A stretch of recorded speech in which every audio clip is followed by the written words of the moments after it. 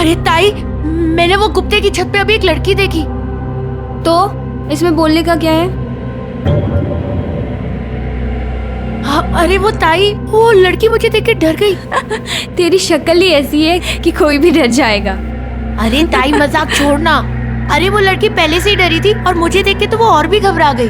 अरे ताई वो लड़की किधर से आई लड़की? उस गुप्ते के घर में ना उसकी माँ बीवी को छोड़ के और कोई नहीं रहता। कहाँ से आएगी लड़की? अरे ताई आज शपथ मैंने वो लड़की देखी वहाँ पर। अच्छा, आई सुनना। अरे ताई काय झालं? आई, तेरे बेटे को ना लड़की दिख रही है। खुली आंखों में ना सपने देख रहा है ये। इसकी ना शादी करा दे। अच्छा, शादी? सातवीं तो तेरे से क्लियर हुई नहीं। शादी करने की सोच रहा है। सबके सब पास हुए, तेरे को छोड़ के नाक कटा दिया तूने। सब पूछते हैं कि अब हर्षद आगे क्या करेगा। क्या बोलूं? शादी करने की सोच रहा है? बाबा सच में मैंने वहाँ पे एक लड़की देखी थी। चुप, जूते मारूंगा तेरे को मैं।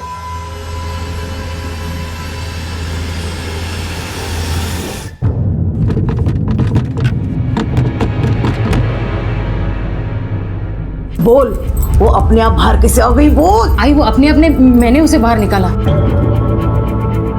क्या? जान से मार दूंगी मैं तुझे। क्यों निकाला? बोल ना। वो आई, मैंने कानों से सुना उसे सांस लेने में तकलीफ हो रही थी, इसलिए मैंने उसे बाहर निकाला। हाँ, बहुत तरस आ गया था। हाँ, आज मैं तुझे नहीं छोड़ूंगी। बहुत चर्बी चढ़ गई। भागेगी भागेगी बोल, भागेगी भागेगी बोल, भागेगी। आई, क्या बोला? वो आ रहा है ना? बोला तो है आ रहा है। तेरा उस अंधेरे में दम घुट रहा है ना? हाँ,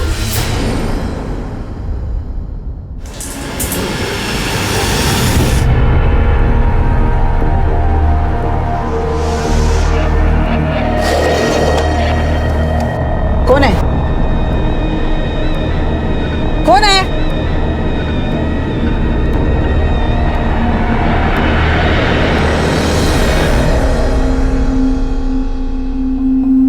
अरे आई, मैं सच कह रहा हूँ, वो गुप्ते के घर में एक लड़की है और वो उसे आई, ये सब ना उसके बहाने पढ़ाई से बचने के। मैंने अपनी सहेलियों से पूछा था, किसी को उधर कोई लड़की नहीं दिखी है।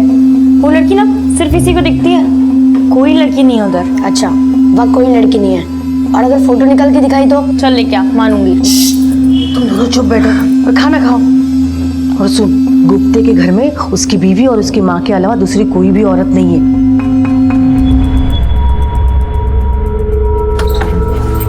रेखा, क्या करे? जाए या नहीं? हाँ माँ जी, आप फिक्र मत कीजिए, सब ठीक हो जाएगा। आप चलिए चलिए।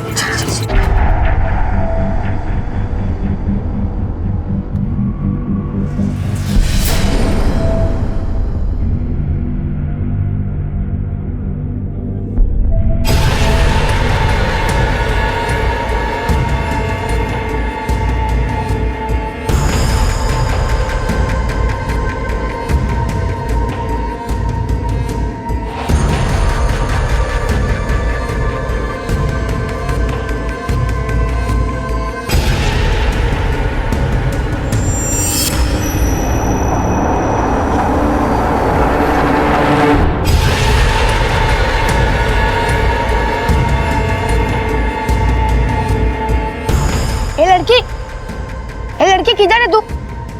अगर तू अंदर है तो जवाब देना। ए लड़की बोल ना।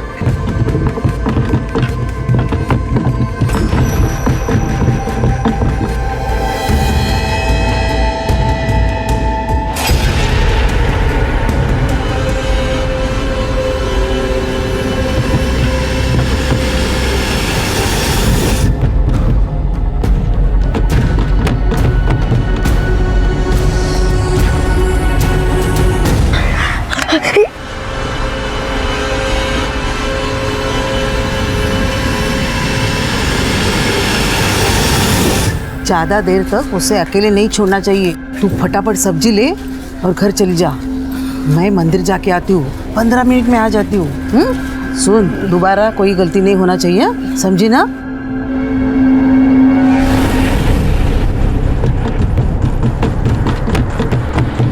आई, इसको बोलो मेरा फोन कहीं से भी लाके दे। ले, तेरा जासूसी का। नहीं बाबा, बाबा क्या कर रहे हो? इतनी बड़ी लड़की को कोई मारता है क्या? हाँ माना गलती हुई है इससे, आइंदा से नहीं करेगा। मैं समझा दूंगी इसे। हर्षद बेटा नहीं करेगा ना? अच्छा समझा इसको, दूसरे की फाइटिंग में टांग नहीं आने का। नहीं तो तेरी टांग तोड़ दूंगा मैं, समझा?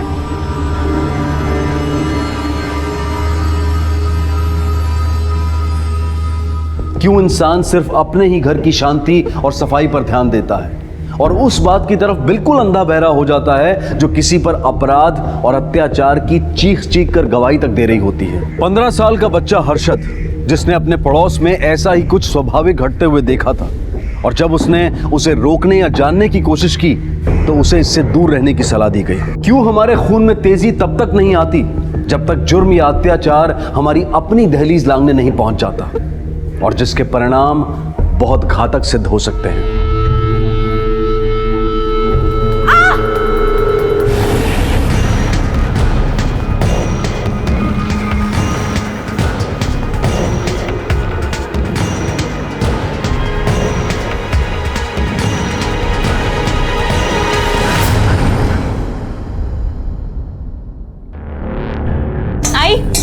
मेरा फोन तो ये तोड़ ही चुका है, अब तेरे फोन के पीछे पड़ा था।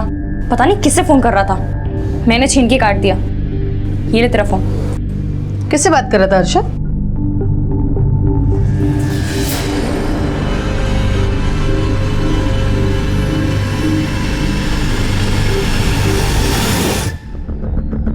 सर, वायरलेस से कॉल आया। डीपी रोड पर एलआईजी कॉलोनी में कोई किसी औरत को बुरी तरह से मार रहा है। किसने फोन किया है? सर वो तो पता नहीं चला क्योंकि फोन बीच में ही डिस्कनेक्ट हो गया। और एड्रेस? सर एड्रेस है, लेकिन कॉलर ने अपना नाम नहीं बताया। किसी ने फेक कॉल किया होगा, फिर भी चेक करना पड़ेगा क्योंकि शायद किसी को हमारी मदद की जरूरत होगी। और ये भी हो सकता है कि झंझट के डर से उसने नाम नहीं बताया हो। चेक करो। Yes sir.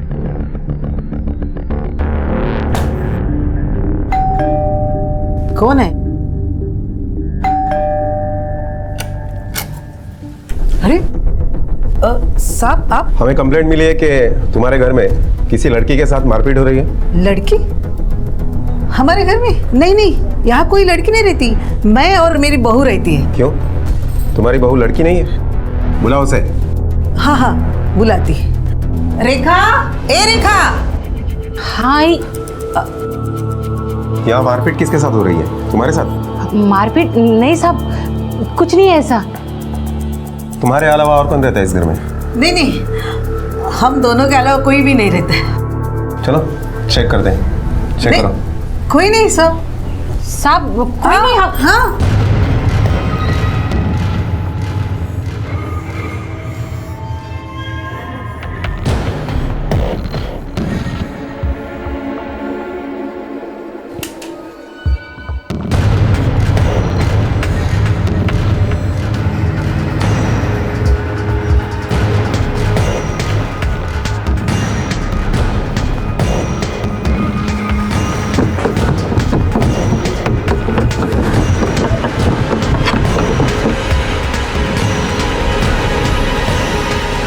पूरा घर छान मारा, अंदर कोई नहीं है।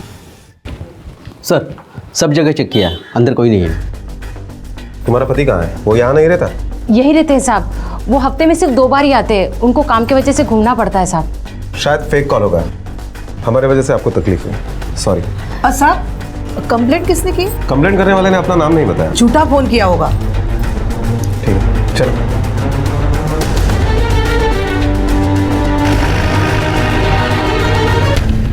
अभी तसल्ली हुई तेरे को कि कोई लड़की नहीं है? सोच आई, अगर हंसा आंटी को मालूम होता कि ये फोन किया है तो कितना हंगामा करती। अभी चल इधर से। आई, तेरे को भी ऐसे ही लगता है कि मैं झूठ बोला? तेरे को भी मेरे पे भरोसा नहीं है? बेटा मैंने थोड़ी ना ऐसा कहा है मुझे भरोसा नहीं है, मुझे भरोसा है, लेकिन कुछ मिला भी तो नहीं ना। चल अभी पढ़ाई करने बैठ जा, नहीं तो बाबा बहुत चिल्लाएंगे। चल।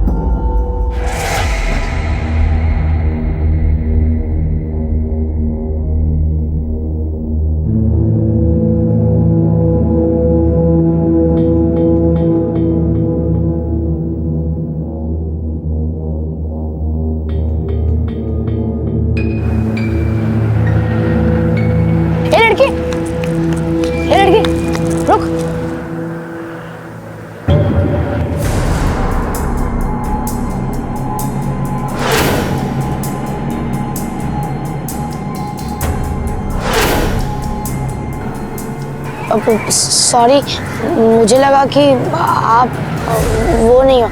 सॉरी।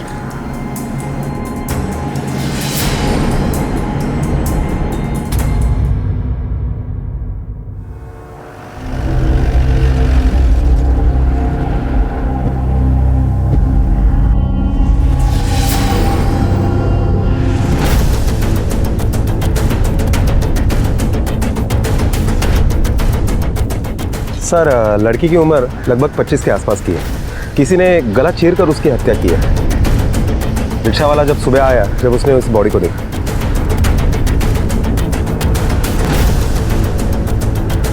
यहाँ रिक्शा के बाहर रास्ते पे बहुत खून पड़ा है और रिक्शा में मुश्किल से ही है। लड़की का ड्रेस आगे से खून से पूरा भरा है। मुझे लगता है ये लड़की यहीं कहीं खड़ी होगी और उसका गला काट दिया होगा। खून पूरी तरह बहने के बाद जब वो मर चुकी होगी तो उसकी लाश रिक्शा में डाली होगी।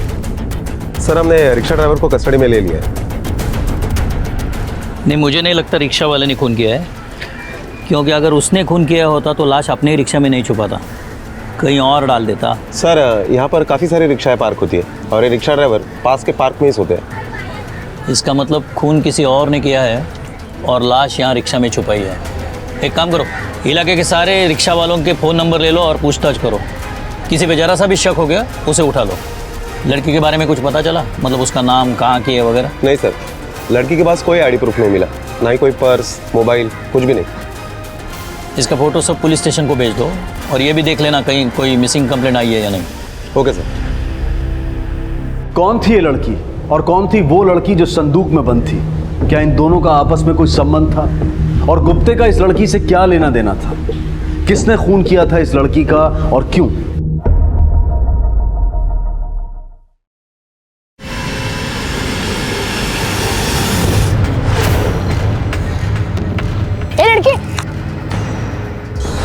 अरे बाबा, ये वही लड़की है जो उस दिन कुत्ते के घर पे आई थी। अरे बाबा, यही है, उसके घर पे आई थी। मैं इसे जानता हूँ। आई बाबा, हम एक काम करते हैं, इसके बारे में ना पुलिस में जाके बताते हैं। चुप! पढ़ाई पे ध्यान दे, समझे? इस बार एग्जाम्स में फेल हुआ ना तो हड्डियां तोड़ दूंगा और घर से बाहर भी निकाल दूंगा। कोई जरूरत नहीं पुलिस को बताने की, बहुत मिल जाएंगे पुलिस को बताने वाले। नाम क्या है इस लड़की का?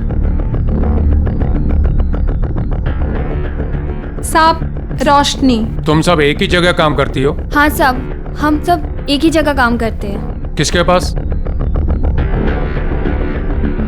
मतलब मालिक कौन है?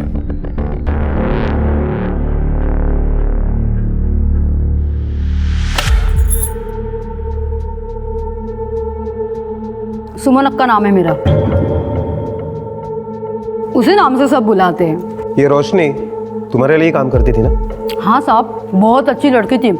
कभी शानपत्ती नहीं की उसने मेरे साथ और पैसा भी बहुत कमाती थी। लेकिन मेरी बदकिस्मती, मेरे पे कौन सा भूत आया, मैंने बेच दी उसको। क्या बेच दिया? हाँ। किसको? कब बेचा? यही 4 दिन पहले। तो उसका आशिक आता था ना, उसी को। किसको तुमने बेचा? उसका नाम, एड्रेस, फोन नंबर है तुम्हारे पास? हाँ साहब, देती हूँ ना। रणधीर शर्मा, रोशनी को क्यों मारा तुमने? सर, मैं उसे क्यों मारूंगा? मैं प्यार करता था उससे। सर, उसने एक बार बोला कि उसे वहां नहीं रहना, मैं निकाल लाया उसको वहां से।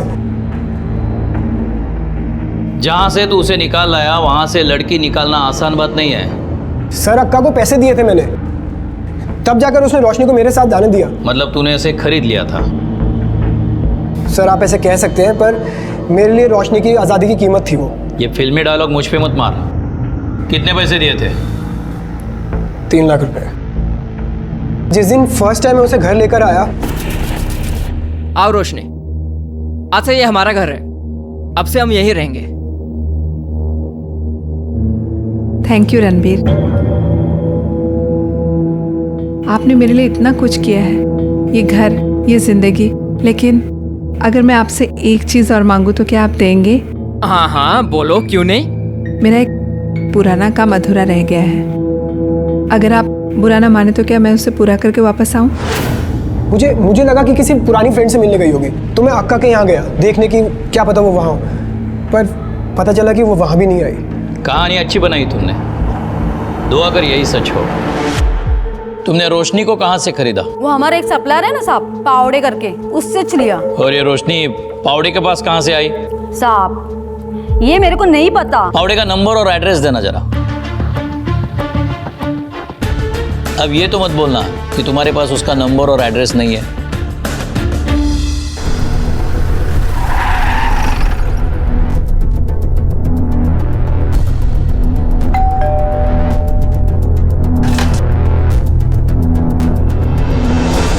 दत्ता पावड़े को बुलाइए। साहब उनको कैसे बुलाऊं? उनका तो 6 महीने पहले ही निधन हो गया है। क्या? आई काय झालं? कोण है? क्या हुआ? ये कौन है? मेरा छोकरा रोहन। नमस्कार। दत्ता पावड़े काम क्या करते थे? उनका इंपोर्ट एक्सपोर्ट का बिजनेस था। Import export? तुम लोग तो उसकी दोस्त थी ना, तुम्हें तो उसने बताया होगा यहाँ आने से पहले वो कहाँ थी। हाँ साहब, दोस्त तो थी, मगर इसके पहले वो किधर रहती थी, क्या करती थी, किसी को कुछ नहीं पता साहब। लेकिन हाँ साहब, एक बात, उसको अंधेरे से बहुत डर लगता था। वो हमेशा रात को भी खोली की लाइट ऑन करके सोती थी। हाँ साहब। और साहब एक बार वो बोली थी कि उन लोगों ने उसको संदूक पे काफी दिनों तक बंद रखा था। रोशनी के केस में पुलिस की छानबीन उल्टी चल रही थी। मर्डर से पहले वो रणधीर के पास और उससे पहले वो सुमन अक्का के पास थी। पर पावड़े की मौत ने इस तहकीकात की कड़ी पर रोक लगा दी, क्योंकि वही बता सकता था कि सुमन अक्का के पहले वो कहां थी और वो कौन शख्स हो सकते थे जिनका ताल्लुक रोशनी के मर्डर से हो सकता था। रोशनी अंधेरे से डरती थी, उसे भी संदूक में रखा गया था, और जिसे हर्षद ने देखा था उसके साथ भी इसी तरह से अत्याचार हो रहा था। फिर रोशनी को गुप्ते के घर से निकलते हुए भी देखा गया, लेकिन रोशनी और वो लड़की दोनों अलग थी। जिसमें से रोशनी का खून हो चुका है, तो फिर वो दूसरी लड़की कहाँ, उसका क्या हुआ? जादव, रोशनी की मौत 30 तारीख को 1 से 3 बजे के बीच में हुई है। उसके बॉडी में अल्कोहल पाया गया है, इसका मतलब उसने शराब पी थी। घाव उसके गले पर है जिसकी वजह से उसकी मौत हुई है। रिपोर्ट के मुताबिक हथियार एक नोकीला धारदार चाकू जैसा है, करीबन 2 इंच का। 2 इंच? यानी सर कोई ब्लेड जैसी चीज होगी। लेकिन सर ऐसी चीज तो लोग सुसाइड आइटम में यूज करते हैं, कोई मर्डर कैसे कर सकता है? हो सकता है ये रिपोर्ट में कुछ गलती हुई होगी, फिर से पोस्टमार्टम करवाओ, जल्दी से जल्दी रिपोर्ट लाओ, कुछ गड़बड़ हुई होगी। Okay sir. सर एक औरत और एक लड़का आया है, रोशनी केस के बारे में कुछ बताना चाहते हैं। मैंने उनको बाहर बिठाया है। बसा बसा।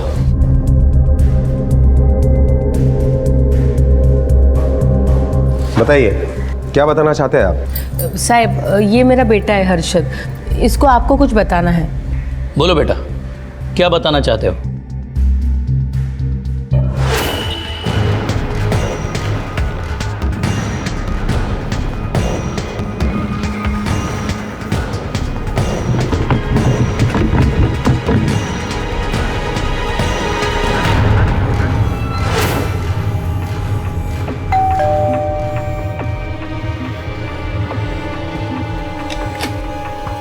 जी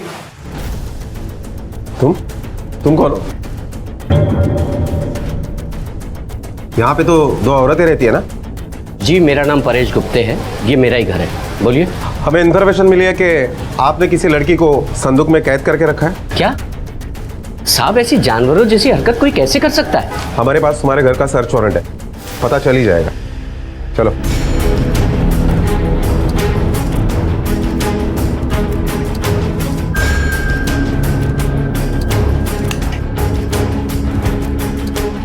सर यहाँ एक संदूक था। लेकिन यहाँ तो कुछ भी नहीं है। सर मैंने खुद देखा था पिछली बार। सर अभी क्या, यहाँ कभी कोई संदूक नहीं था। हाँ साहब ये सच कह रहे, यहाँ कोई संदूक नहीं है।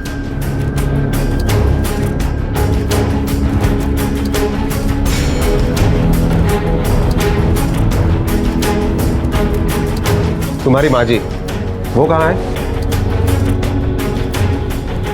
साहब वो तो 4 धाम की यात्रा के लिए गए हैं। 4 धाम? जादव ये बहुत ठग लोग हैं, आसानी से मुंह नहीं खोलेंगे। हमें ये साबित करना पड़ेगा कि ये रोशनी को जानते थे, तभी मुंह खोलेंगे। सर, रिका मैंने इसके घर पर संदूक देखी थी। किसी लड़की को संदूक में छुपा कर रखना कोई छोटी जगह पे नहीं पॉसिबल। इलाके के सारे टेम्पो सर्विस वालों से पूछताछ करो कि पिछले कुछ दिनों में कोई बड़ी संदूक कहीं से शिफ्ट की है क्या। Okay sir.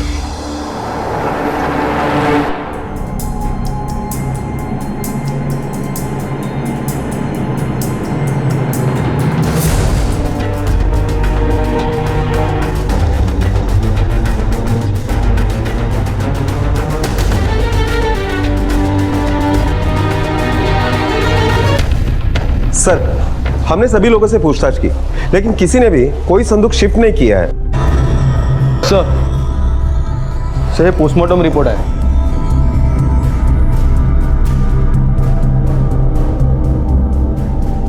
जादव, अब ये कंफर्म है कि रोशनी का कत्ल 2 इंच के चाकू से ही हुआ है और कट राइट से लेफ्ट की तरफ है। सर, इसका मतलब है कत्ल करने वाला हर काम के लिए उल्टे हाथ का इस्तेमाल करता है और परेश अपना हर काम सीधे हाथ से करता है, मतलब वो लेफ्टी नहीं।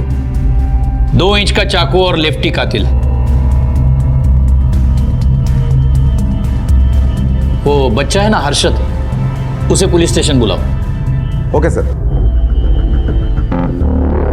हर्षद बेटा, ठीक से साफ साफ याद करके बताओ, उस दिन क्या हुआ था जब रोशनी को तूने परेश के घर से बाहर निकलते हुए देखा था?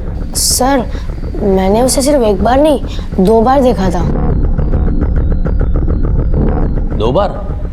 मतलब? हाँ सर, पहली बार जब मैंने उसे गुप्ते के घर से निकलते हुए देखा तो मुझे लगा कि वो वही लड़की है जिसे मैंने छत पे देखा था, पर वो ये थी, वो नहीं। अच्छा, दूसरी बार जब देखा तो क्या हुआ था? दूसरी बार भी वो वहाँ आई थी, पर वो 3 नंबर की गली है ना, वही के किसी घर में वो चली गई। 3 नंबर की गली? कौन सा घर? अरे आई, वो अकड़ू सा आदमी है ना जिसके घर में मैंने बॉल मारी थी और वो चिल्लाने के लिए अपने घर पे आया था। कौन, पावड़े? हाँ, उसके बाद मैंने उसे फॉलो किया।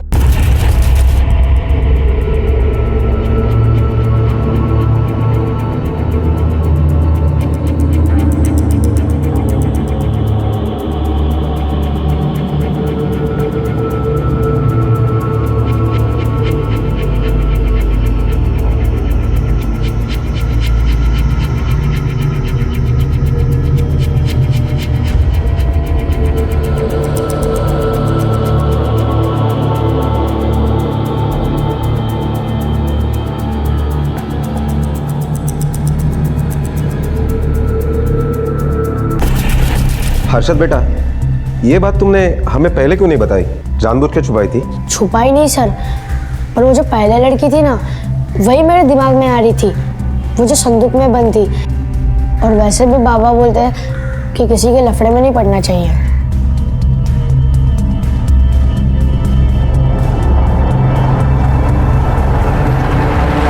बेटा, तूने ये गले में क्या पहना है? ये फैशन है सर, स्कूल का हर एक बच्चा ऐसे कुछ भी पहन के घूमता रहता है। अच्छा, दिखाओ तो, हम भी तो देखें क्या फैशन चल रहा है आजकल।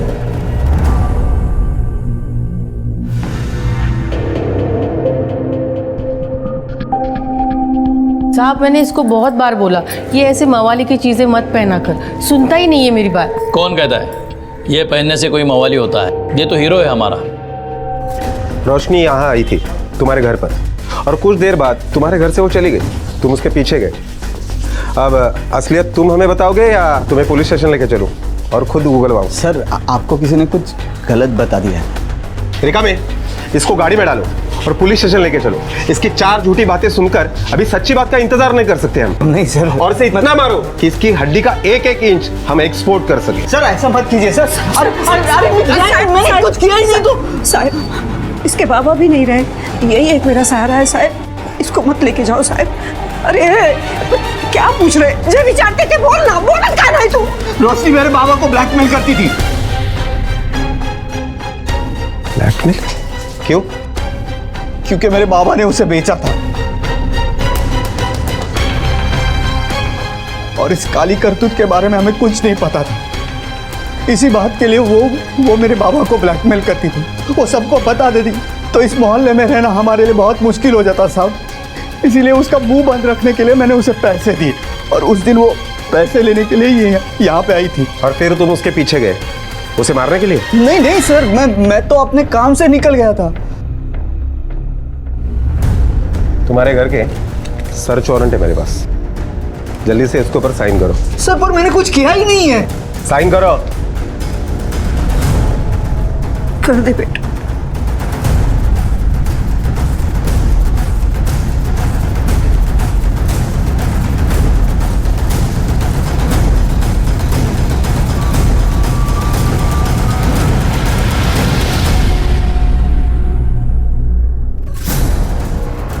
पूरे घर की तलाशी लो, एक भी कोना छूटना नहीं चाहिए।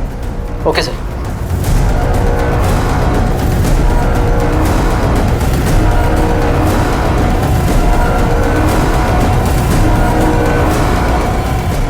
सर ऐसा कुछ नहीं मिला जिसमें डाउट हो। सर मैं तो पहले ही बोला था इस घर में कुछ नहीं मिलेगा, आप बेकार ही छानबीन किए जा रहे हैं। चलो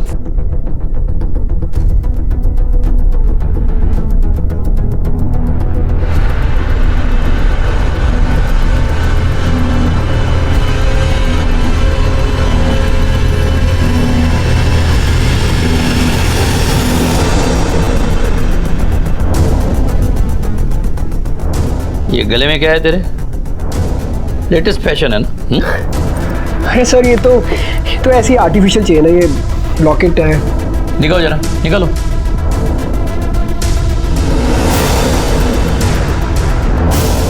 ये लीजिए। लेफ्टी हो तुम? जी हाँ, पर क्यों? इसका जवाब तुम दोगे। मेरे साथ रहने के बाद भी उसने अब धंधा करना नहीं छोड़ा। जब मुझे शक हुआ तो उसका पीछा किया मैंने।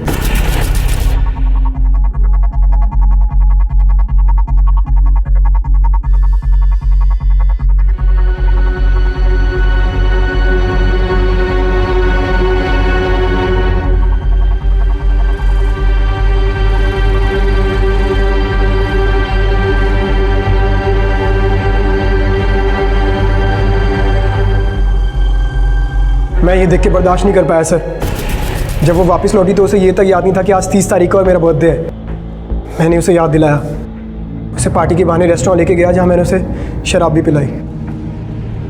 वापस आते वक्त मैंने गाड़ी खराब होने का नाटक किया। यार ये गाड़ी अचानक से क्यों खराब हो गई? अब चलो कोई बात नहीं, हम ऑटो से घर चलते हैं।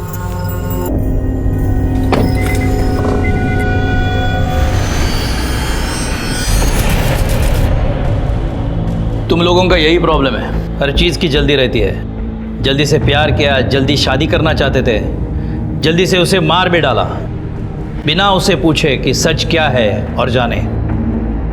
सच मतलब? वो बदला लेना चाहती थी उन लोगों से जिन्होंने उसकी ये हालत बना दी और उसे इस जगह पहुंचाया। हाँ ये बात ज़रूर है कि उसका तरीका गलत था। वो उन लोगों को ब्लैकमेल कर रही थी, उसकी वजह उसे हमारे पास आना चाहिए था। रिका में ले जाओ उसको। एक और लड़की है जिसे हमें रोशनी बनने से बचाना है। जादव, गुप्ते ने जिस लड़की को कैद किया है उस तक हमें रोशनी बनने से पहले पहुंचना है।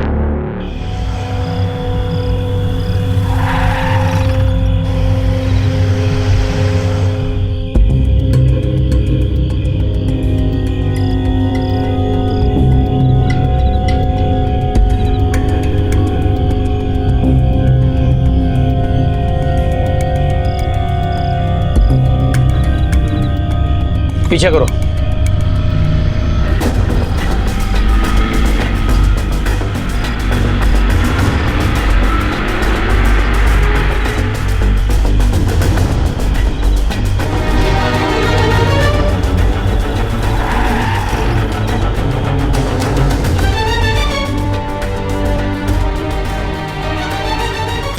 अरे कहाँ है तुम लोग? मुझे यहाँ बंद करके किधर गए थे तुम लोग? आई तेरे को क्या मालूम, हम लोगों को पुलिस उठाकर ले गई थी। क्या? वो तो अच्छा हुआ कि रोशनी का कातिल पकड़ा गया और पुलिस ने हम लोगों को छोड़ दिया। आई, जो होना था वो हो गया। महक किधर है? सब कुछ ठीक है ना? कुछ गड़बड़ तो नहीं है? क्या करना है ठीक होने से? 6 महीने हुए परिस के साथ सोती है, लेकिन अभी तक पेट से नहीं हुई। ऐसा लगता है पहले वाली जैसी ये भी वांझ निकली। अब क्या करें? अब कोई और लड़की देखनी पड़ेगी। रोशनी को तो पावड़े ले गया था, वो भी मर गया। अब इसे किसको दें? कौन है आप? क्या चाहिए? कुछ नहीं।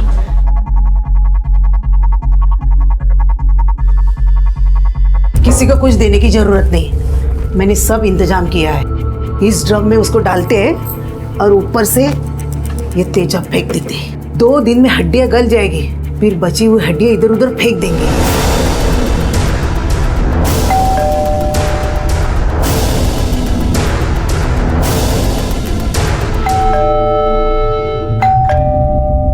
अभी कौन आया है?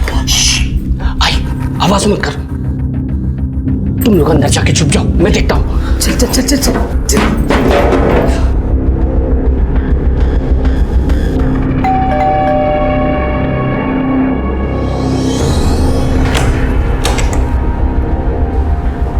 हाँ, क्या काम है? किससे मिलना है? वो आपसे ही काम था। अच्छा ठीक है, बाद में आना बेटा। हाँ जाओ, बाद में आना।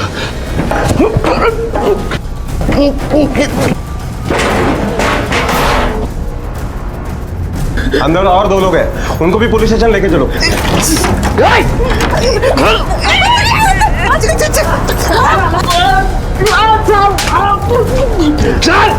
अरे छोड़ दो, अरे छोड़ दो ना। चलो।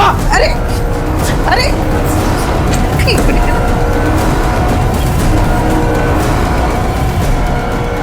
अंदर आना बेटे। यही लड़की थी जिसको तुमने देखा था? हाँ सर, यही थी। शुक्रिया। प्लीज। हमने नहीं, इस बच्चे ने, हर्षद ने बचाया तुम्हें। साहब, बच्चा नहीं है हम लोगों को। उधर गांव में सब लोग बाप दादा की जायदाद बांट रहे थे। हम लोगों से बोले कि तुम लोग क्या करोगे इसका? औलाद तो है नहीं। साहब, इसलिए रोशनी को हम लोग लेके आए थे, पर वो भी कभी माँ नहीं बन पाई, इसलिए मजबूरन हमको उसको पावड़े को बेचना पड़ा साहब। अभी तो ऐसा लगता है साहब, भगवान की यही मर्जी है, मेरा वंश कभी आगे नहीं बढ़ पाएगा। काश भगवान की मर्जी तुम लोगों को पहले समझ आती, 2 लड़कियों की जिंदगी बर्बाद होने से बच जाती। वैसे भी और कोई उम्मीद नहीं है, क्योंकि जेल में वंश आगे नहीं बढ़ सकता।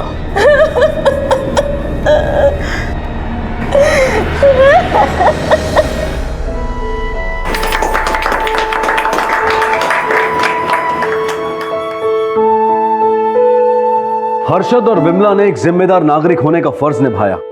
हर नागरिक को अपने अधिकारों के साथ साथ अपने कर्तव्यों को लेकर भी सजग होना चाहिए। इस जिम्मेदारी का एहसास किसी की जान बचा सकता है, जैसे कि हर्षद ने महक की जान बचाई। परेश, रेखा और हंसा गुप्ते को महक और रोशनी को बंधक बनाकर उन पर अत्याचार करने के लिए, और रणधीर, जिसके प्यार में विश्वास की कोई गुंजाइश नहीं थी, उसे रोशनी के कत्ल के लिए कड़ी सजा सुनाई गई है। आज का ये केस हमें ये सीख देता है कि हम सिर्फ अपने बारे में ही नहीं, बल्कि अपने आसपास के लोगों के बारे में भी सोचें, और अगर कुछ भी गलत होता हुआ देखें तो पहल करें उसे दूर करने की, उसे रोकने की।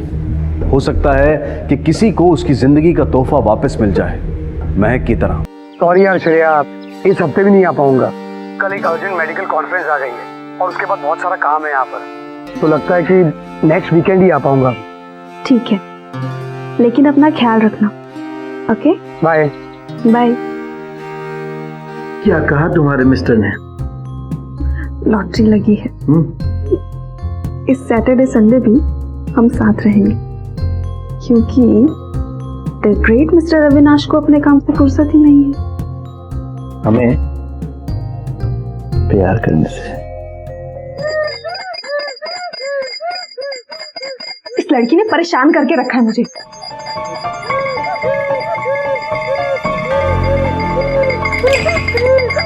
अब क्या हुआ तुझे? चैन से नहीं रह सकती। क्या कर रही हो? बच्ची है वो।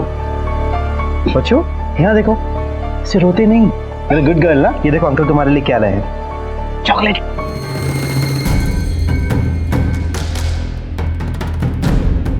समझ में नहीं आता इस लड़की का क्या करूं। एक तो ये है और दूसरा इसका बाप। इन दोनों ने मेरी जिंदगी हराम करके रखी है। क्यों इतना टेंशन ले रही हो? मैं हूं ना तुम्हारी जिंदगी में।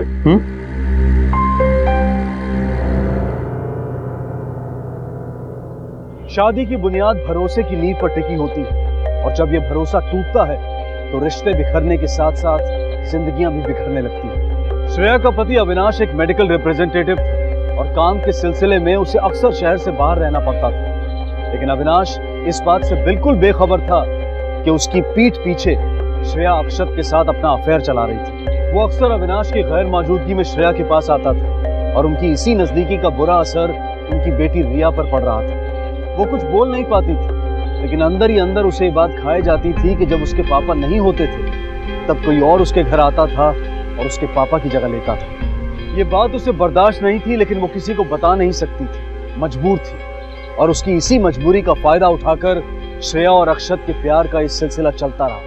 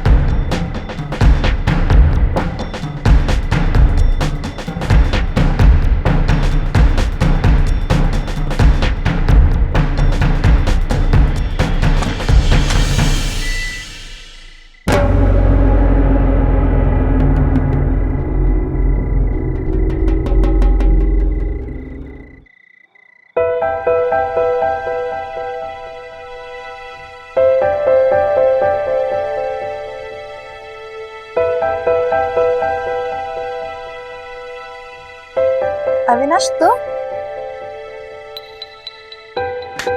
तुम कब आए?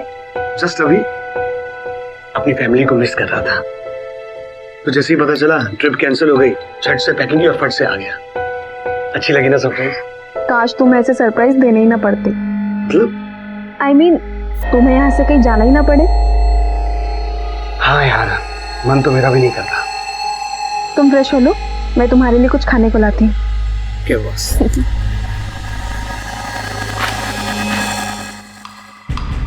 ये आवाज कैसी?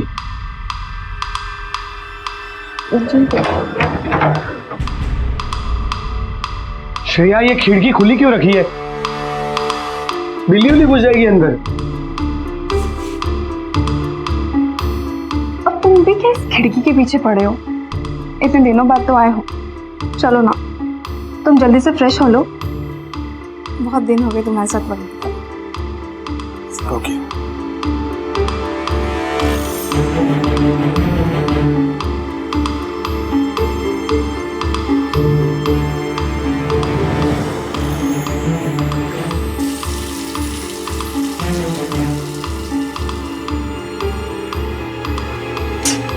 चलो जल्दी निकलो यहाँ से, जल्दी निकलो। अच्छा हुआ सही टाइम पर पता चल गया, नहीं तो बहुत बड़ी गड़बड़ हो जाती।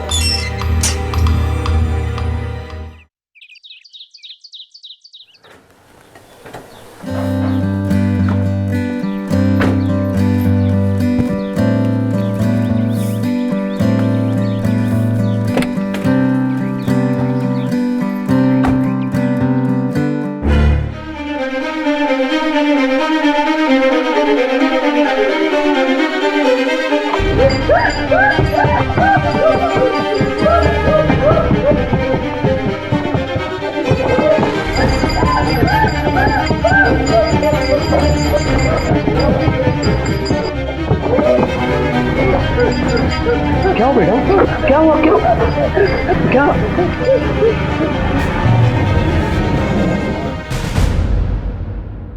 हाँ बेटा, क्या क्या हुआ? क्या क्या क्या देख लिया तुमने? हाँ? अच्छा, तुम क्या चाहती हो? पापा नहीं जाए। बेटा, पापा को जाना होगा, उन्हें काम है ना, तो जाने दो।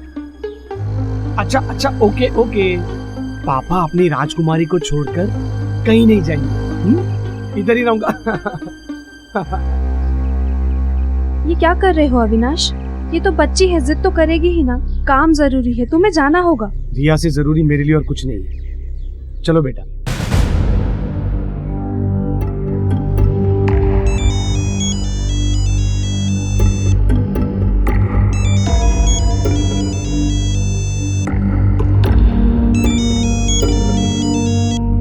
हेलो हेलो, वो गया ना?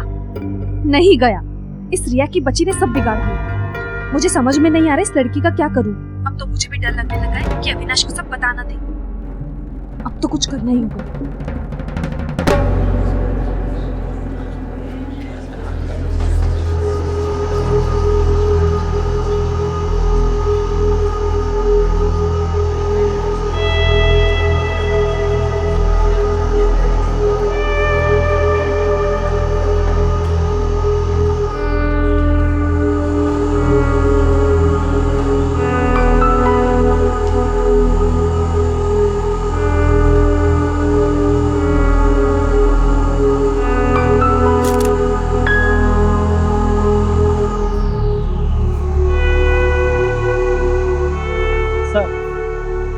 बाहर के फिंगरप्रिंट्स को फोर्सफुली वाइप आउट करने की कोशिश की गई। एक्सीडेंटल केसेस तो हो रहे हैं सावन, लेकिन कोई कार के हैंडल से फिंगरप्रिंट्स को क्यों मिटाएगा? अब अभी ये मर्डर। मर्डर? लेकिन मेरी बेटी का मर्डर कोई क्यों करेगा, किस लिए सर? वही तो पता लगाना है। ये एक सोचा समझा मर्डर। इस बच्चे को पहले बेहोशी की दवा का इंजेक्शन दिया गया ताकि वो निढाल हो जाए और दम घुटते वक्त स्ट्रगल ना कर सके। इस जहर ने उसकी नर्वस सिस्टम को कमजोर कर दिया और बाद में कार में दम घुटने की वजह से उसकी मौत हो गई। सफोकेशन की वजह से कार में छोटे बच्चों की मृत्यु के बहुत से वाकये सामने आते हैं, पर ज्यादातर ये केसेस एक्सीडेंटल होते हैं जो लापरवाही की वजह से होते हैं। लेकिन रिया के केस में ये सब जानबूझकर किया गया था। एक प्लान्ड मर्डर को एक हादसे की शक्ल देने की कोशिश की गई थी। उसे कार में लाया गया, लॉक किया गया और फिर दम घुटने की वजह से उसकी मृत्यु हो गई। पुलिस ये समझ गई थी कि ये एक एक्सीडेंट नहीं बल्कि मर्डर है, और क्योंकि मर्डर घर के अंदर हुआ था इसलिए पुलिस ने सबसे पहले अविनाश के घर पे रेगुलरली आने जाने वाले लोगों से पूछताछ शुरू की। कब से चौकीदारी कर रहे हो? 10 साल हो गए साहब। उस रात ड्यूटी पे थे? जी साहब। कुछ अजीब लगा? कोई आवाज या कोई स्पेशल मोमेंट? मैंने वहाँ कोई आवाज नहीं सुनी। तुम उनके घर आते जाते थे ना? हाँ साहब, श्रेया मैडम कभी कभी मुझे बुलाती थी। कभी कोई सामान लाना होता है, कभी रिया बीबी को घुमाना होता है। क्योंकि रिया बेबी बहुत रोती थी, मैं उसको घुमा के लाता था तो वो चुप हो जाती थी।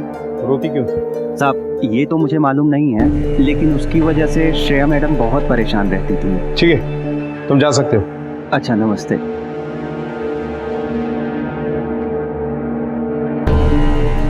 नमस्ते साहब।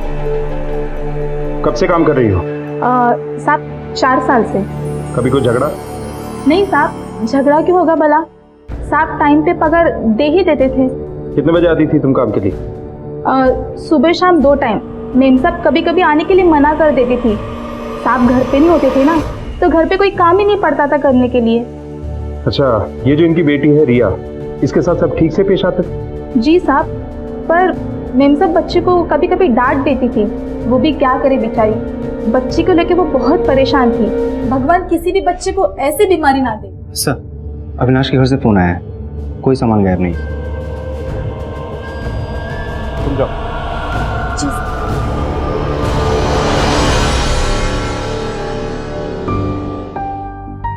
अक्सर घरेलू नौकर ऐसी वारदात को तब अंजाम देते हैं जब पैसे टाइम पर ना मिलें या चोरी का लालच हो। ये दोनों बातें नहीं हुई तो टीचर मोहन आ गया? हाँ सर, आया, बाहर बैठे। बुलाओ। हो सर। मैंने कुछ नहीं किया सर। बैठो। सर लेकिन मैंने कुछ नहीं किया है सर। सिर्फ इतना बताओ कि वहाँ क्या पढ़ाने जाते थे। वो तो ठीक से बोल सुन भी नहीं सकती थी। सर एक्चुअली मैं स्पेशल किड्स को ही ट्रेंड करता हूँ। ऐसे बच्चे बोल नहीं पाते तो उन्हें स्पेशल तरीके से ट्रेनिंग दी जाती है। मर्डर का तरीका भी स्पेशल था। वारदात वाले दिन कहाँ था? सर मैं तो 3 दिन से बीमार हूँ, घर पर था। सर मैंने रिया के पेरेंट्स को भी इन्फॉर्म किया था। तो कत्ल से पहले अलीबाई भी तैयार था।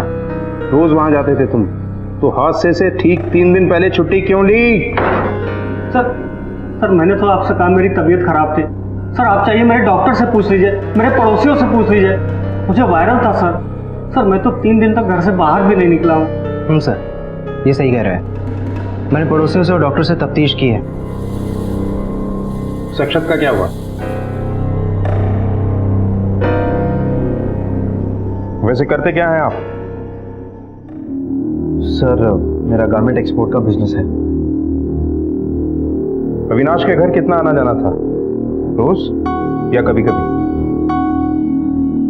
सर कभी कभी आना जाना होता था, कभी आते जाते बच्ची दिख गई तो जाके उसे चॉकलेट दे दिया करता था। सर वाकई में बहुत प्यारी बच्ची थी वो। हादसे की रात कहाँ थे तुम? सर उस वक्त तो मैं काम के सिलसिले में मुंबई गया हुआ था। सही करा सर ये। ठीक है तुम जा सकते हो, जरूरत पड़ेगी तो फिर बुलाएंगे।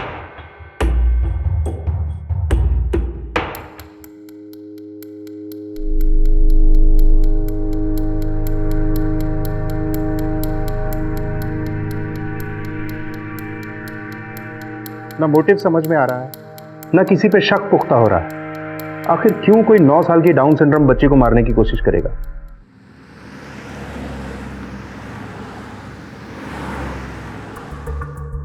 डॉक्टर साहब वो कौन सी दवा थी जिसे रिया को दिया गया था? Ketamine Z. ये मेडिसिन बहुत रेयर है, आम आदमी की पहुंच में नहीं। लेकिन किसी मेडिकल रिप्रेजेंटेटिव का इस तक पहुंचना ज्यादा मुश्किल नहीं होगा ना? बिल्कुल नहीं। सावर? हाँ सर। अविनाश को पुलिस स्टेशन बुला। Okay sir. सर आप कहना क्या चाहते हैं सर कि मैंने अपनी बच्ची की जान ली? सर मैं ऐसा क्यों करूंगा भला? ये मैं नहीं कह रहा हूं मिस्टर अविनाश, ये पोस्टमार्टम की रिपोर्ट कह रही है। रिपोर्ट के मुताबिक बच्ची की मौत से पहले उसे बेहोशी की दवाई केटामिन जेड इंजेक्ट की गई थी। ये दवा आम आदमी की पहुंच के बाहर है, लेकिन एक एमआर के लिए। मतलब आप ये कहना चाह रहे सर कि इस दवाई का इस्तेमाल करके मैंने खुद ने अपनी बच्ची की जान ली? हो सकता है। एक 9 साल की बच्ची की जान गई है। जब तक खूनी को सजा नहीं दूंगा ना, चैन से नहीं बैठूंगा मैं। सर और हाँ, अब आपको यह साबित करना है कि आप अपनी बच्ची की जान क्यों नहीं ले सकते। और एक बात और, जब तक इन्वेस्टिगेशन चल रही है ना, आप शहर से बाहर नहीं जा सकते।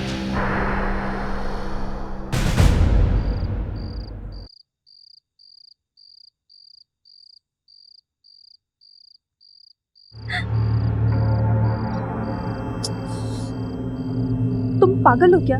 क्यों आए हो यहाँ? तुम्हें पता है ना कि अविनाश निर्दोषी है। ओ, तो ऐसे कहो ना कि तुम अपने पति से डर रही हो। मैं किसी से नहीं डरती। अच्छा,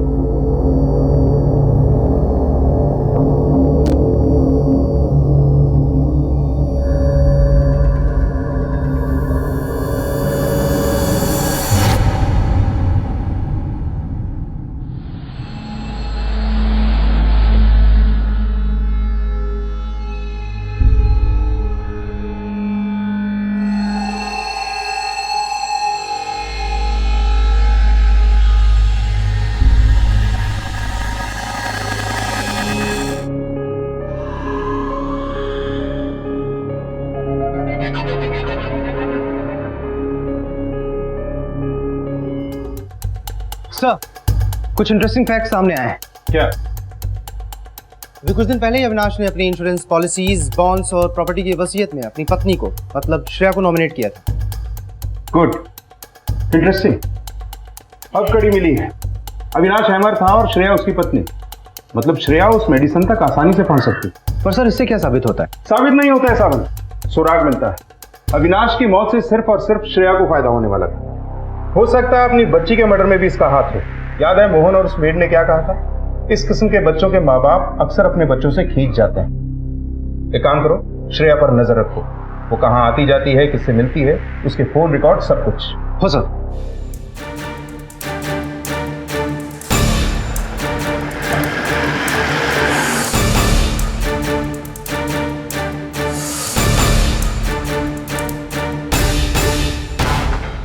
मालूम चला कि ज्यादा कहीं आना जाना नहीं था, अक्सर घर पर ही रहती थी बच्ची की वजह से।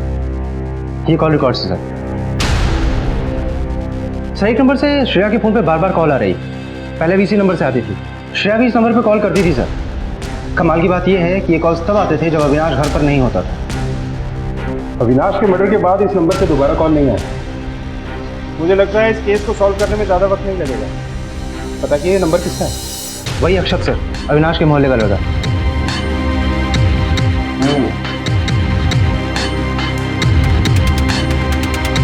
वॉचमैन को बुलाओ। हाँ साहब, मैंने कई बार देखा अक्षय साहब शाम को आया करते थे। उस वक्त अविनाश की गाड़ी घर पे होती थी? नहीं साहब, उस वक्त अविनाश की गाड़ी घर पर नहीं होती थी। ठीक है, तुम जा सकते। ओके सर, नमस्ते।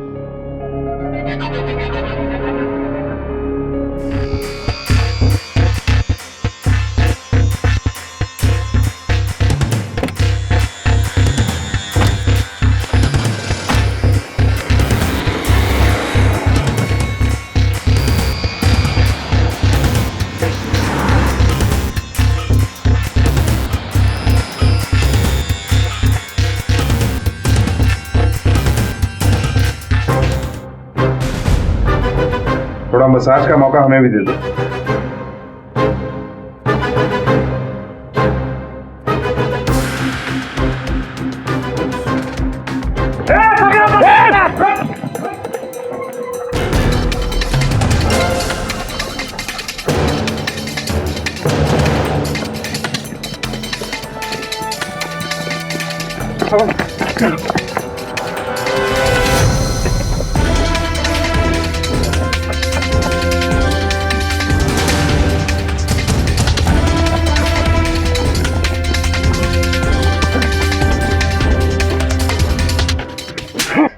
सर सर मैंने कुछ नहीं किया सर, मुझे कुछ नहीं पता, मैंने किसी को नहीं मारा सर। सर प्लीज मुझे जाने दो सर, प्लीज सर। शुरू में सब ऐसा ही बोलते हैं, लेकिन जब सच बोल पट्टा बोलता है ना, तो जुबान से सिर्फ सच ही निकलता है। जादव का बुलाओ।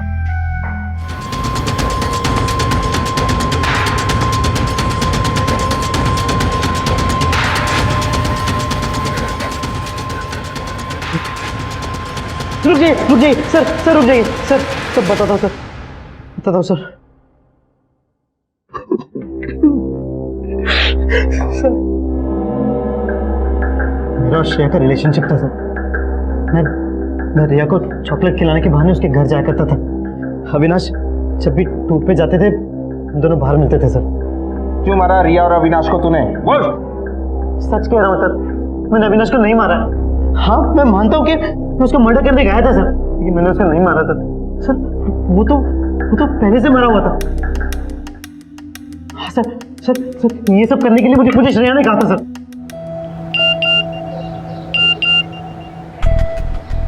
आज रात में अविनाश को नशे की दवा दे दूंगी और उसके बाद तुम्हें आकर उसका गला काटना है। घर की चाबी घर के बाहर पायदान के नीचे मिलेगी।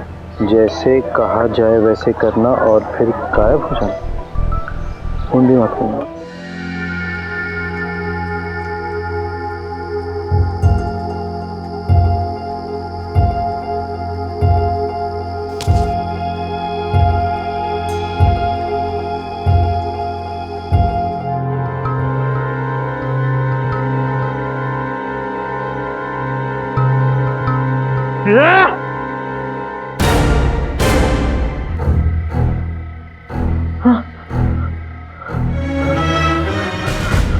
मतलब तूने और श्रेया ने मिलकर ये सब प्लान किया? हाँ सर, प्लान किया, लेकिन मैंने नहीं मारा। मैंने सच में किसी को नहीं मारा सर।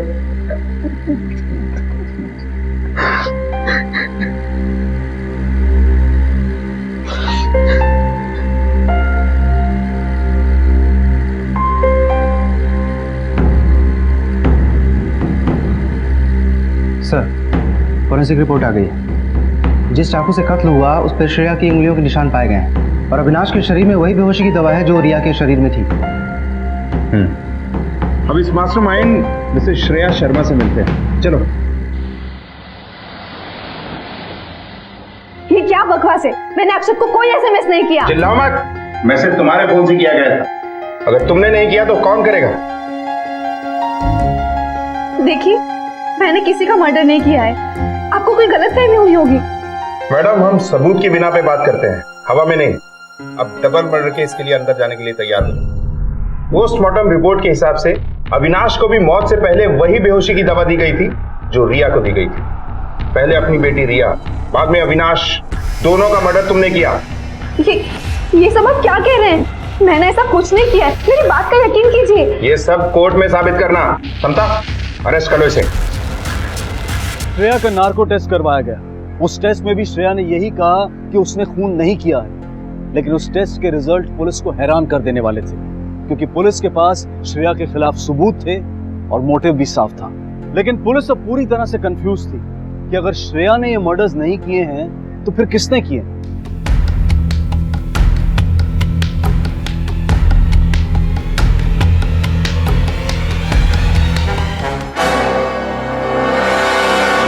सर, ये फाइल देखिए।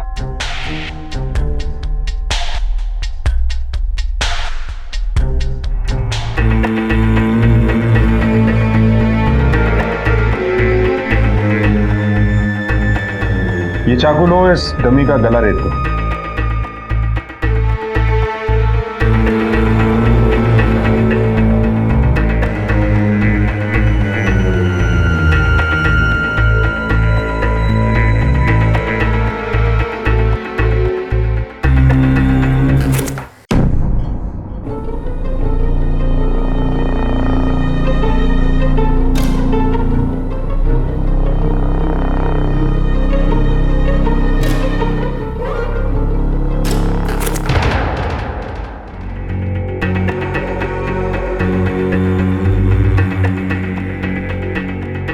सावंत, खूनी कोई और नहीं।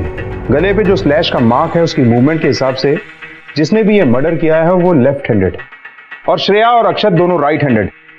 एक काम करो, मोहन, वॉचमैन और मेड सबको बुलाओ अभी।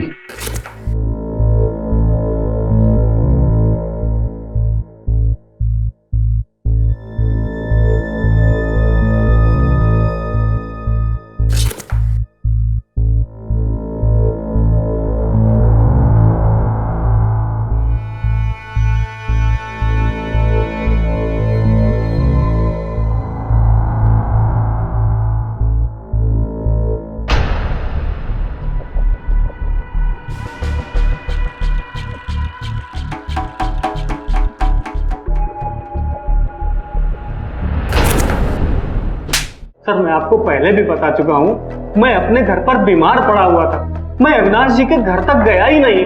सर, मैंने कोई मर्डर नहीं किया सर। सर, ये सही कह रहा है, बीमार था ये।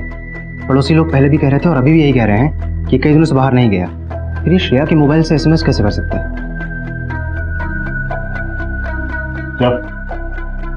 Thank you sir.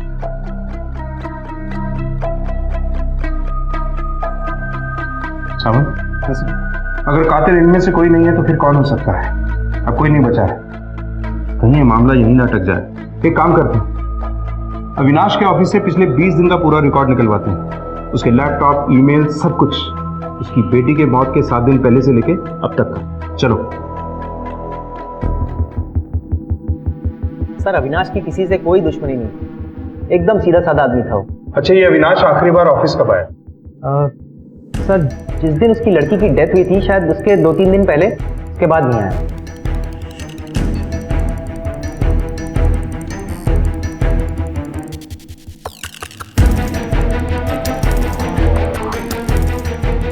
ये सीसीटीवी कैमरास वर्किंग है? जी सर। मुझे सबकी फुटेज देखें। देख और आगे।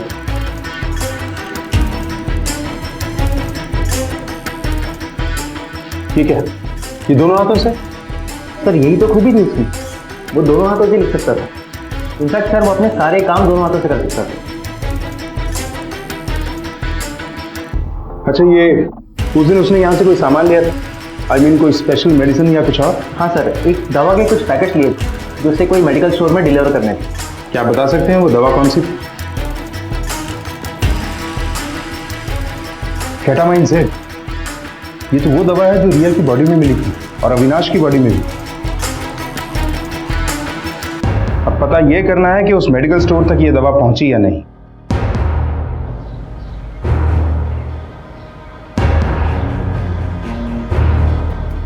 सर, ये केमिस्ट भी यही कह रहा है कि ये दवाई इन तक नहीं पहुंची। इसका मतलब है सावन कि हम आज तक के सबसे अनोखे केस को हैंडल करें। हाँ सर, वो अपनी बेटी से बहुत प्यार करता था। एक दिन रिया भी दूसरे बच्चों की तरह खेलेगी, कूदेगी, दौड़ेगी, लेकिन मेरे सिवा उसका इस दुनिया में और कोई नहीं है।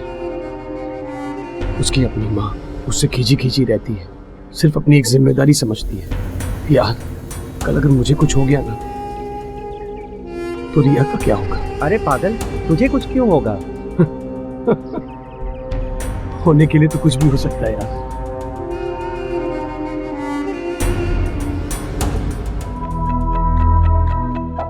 Quite possible. एक्चुअली जब कोई दूसरा इंसान किसी का गला रेतता है तो घाव थोड़ा दूसरा होता है, मगर इस केस में घाव उतना गहरा नहीं है, फोर्स कम है। ये एंगल हमसे मिस है। पॉसिबल है ये घाव उसने खुद लगाया है।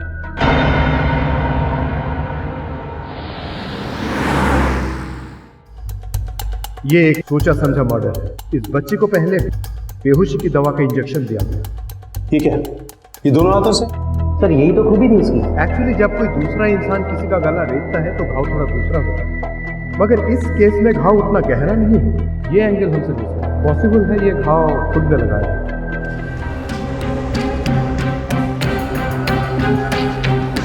इसका मतलब अविनाश ने?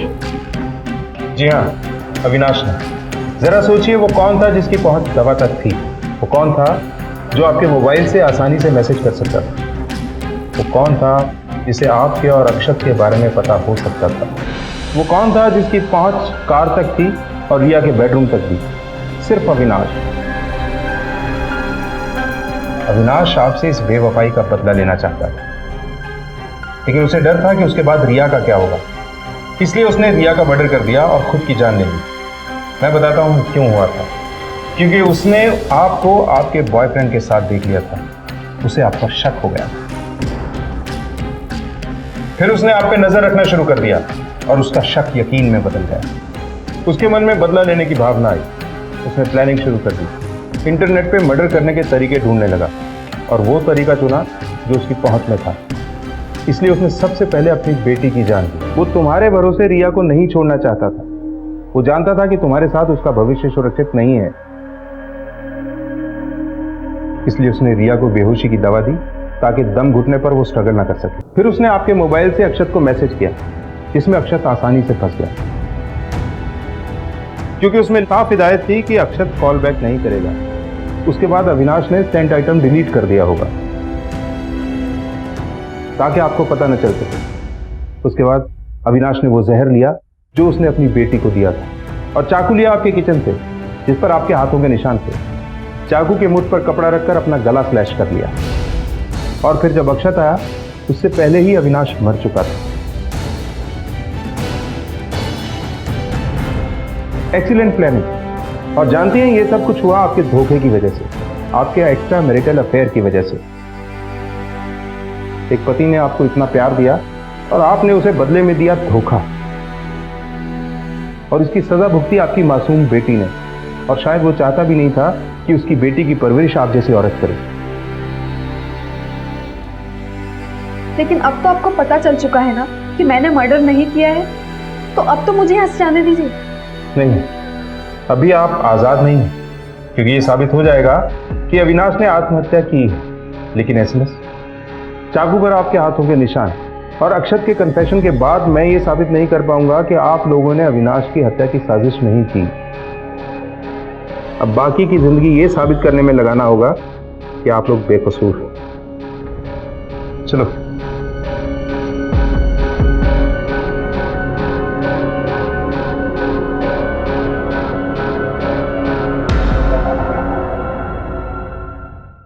ये मुकदमा अब भी कोर्ट में चल रहा है और श्रेया और अक्षत जुडिशियल कस्टडी में। अविनाश ने जो किया वो निश्चित रूप से गलत था। यदि जीवन साथी दगा कर रहा है तो उसे छोड़ देना, उससे दूर चले जाना एक कानूनन रास्ता है जो सही भी है, लेकिन इस तरह से एक बदले के लिए कानून के खिलाफ जाकर अपराध करना किसी भी लिहाज से सही नहीं। काश के श्रेया ने अक्षत के साथ अपने रिश्ते के बारे में अविनाश को बता दिया होता। काश के अविनाश श्रेया और अक्षत का सच जानने के बाद श्रेया से बात करता तो ये कहानी शायद कुछ और ही होती। अब मैं अनूप सोनी आपसे विदा लेता हूँ। फिर मुलाकात होगी अगले एपिसोड में एक और चौंका देने वाले केस के साथ। तब तक अपना और अपने परिवार का ख्याल रखें और देखते रहें क्राइम पेट्रोल डायल 100। सबक एक को सीख हम सबको। जय। क्राइम पेट्रोल के और भी दिलचस्प कहानी देखने के लिए हमारे चैनल को सब्सक्राइब करें और बेल आइकॉन दबाना न भूलें।